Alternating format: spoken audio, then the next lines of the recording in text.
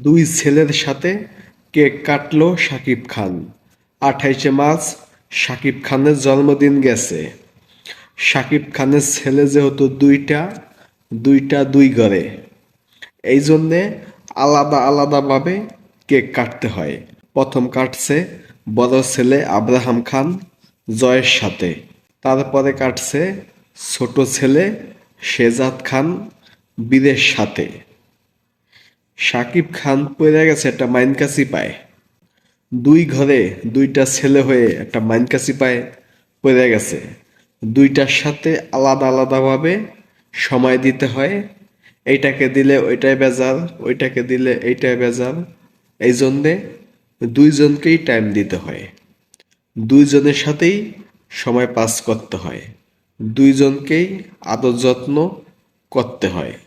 এছাড়া তো যদি একজনকে করে একজনকে না করে, তাহলে তো অপু বিশ্বাস এবং বুবলি তো এমনিই চুল ছেঁড়াছেড়ি করে। এর মধ্যে যদি একজনকে করে একজনকে না করে, তাহলে তো আরো বেশি যুদ্ধ লেগে যাব অনলাইনের মধ্যে। সেই হিসাবে শাকিব খান এই একজন মানুষ, সব কিছুতে 100-তে 100, নায়ক হিসাবে 100-তে 100, বাবা হিসাবে 100-তে 100, সব কিছুতে মানুষ হিসাবে সব কিছুতে নাম্বার 1। শুধু যে সিনেমার নাম্বার 1 বিষয়টা তা না, শাকিব খান সব কিছুতে নাম্বার 1, সব কিছুতে সবাইকে সন্তুষ্ট করতে পারে।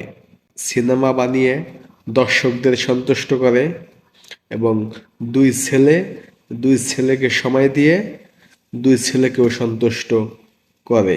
সব কিছুতে আমাদের মেগাস্টার নাম্বার 1। দোয়া করি তার দুই ছেলেকে নিয়ে সে সারা জীবন ভালো থাকুক, সুস্থ থাকুক, দুই ছেলেকে সমান ভালোবাসা দেখ, দুই ছেলেকে সমান আদর করুক, এটাই আমার চাওয়া।